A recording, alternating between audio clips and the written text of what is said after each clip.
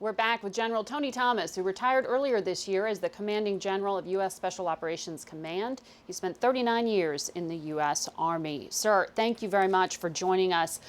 Something you know intimately, of course, is what the U.S. architecture in Syria was and the work that we did with the Kurdish-led SDF forces. You helped set all of that up.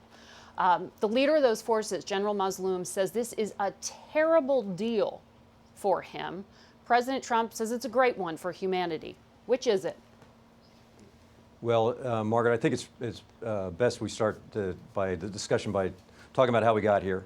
4 years ago, when we had no real solutions, no real plan to take on the caliphate that ISIS had declared in northeastern Syria, we were introduced to a group called the YPG. They were a group of Kurdish Syrians who were barely surviving in the area of Kobani up on the border with Turkey.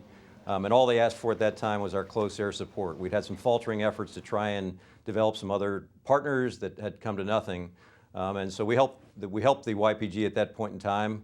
That's where I made my personal acquaintance with General Mazloum.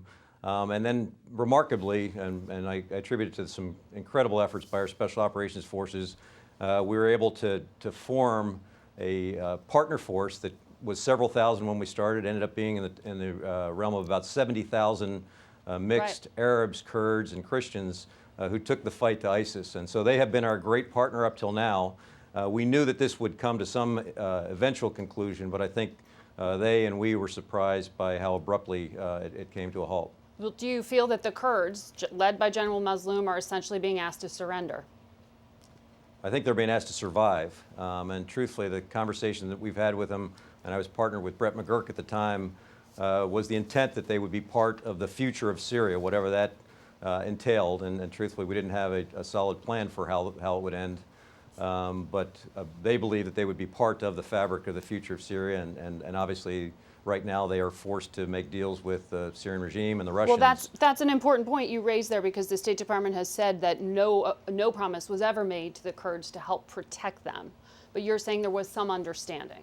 There was absolutely a discussion. Brett McGurk and I were there in Kobani, where we said that they would be part of the future discussion of Syria in return for doing our bidding. That was absolutely the approach from the previous administration, obviously carried over into the current administration. But they were not fighting for free. They were fighting to be part of that future demographic. Mitt Romney called this a bloodstain on the annals of American history. Is that how you would put it?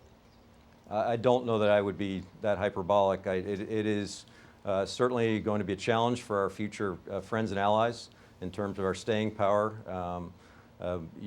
This has devolved to a Turk-Kurd issue when reality is that it was all about ISIS.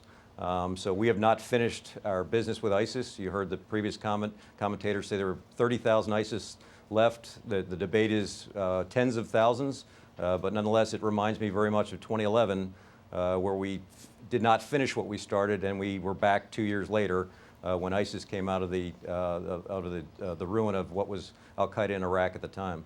So you do believe that ISIS will resurge? I think they'll have a great opportunity to do that, because you've got all the precursors that existed before, the Assad regime, representative government or not in Iraq. So there'll be a void, and I think they will rally. These are resilient adversaries. We've done nothing to knock down the ideology, and I think they'll see this as certainly a respite, if not an opportunity to have a resurgence. So I'm concerned about that. You know, General, this term endless wars is something that is really popular on the campaign trail, both for President Trump and for Democrats like Elizabeth Warren, who use it frequently. Do you see this as a broader trend in this country towards isolationism? Hard to tell, and truthfully, none of us support endless wars. Most specifically, those of us in the military who were served in the military. But reality is, we've had difficulty ending what we've started. You could go back to Vietnam, the Korean War, etc.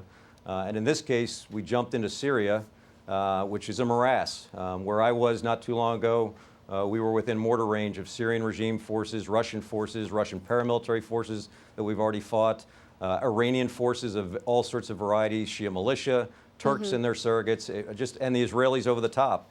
Very, very complex. I can't imagine a more complex situation. So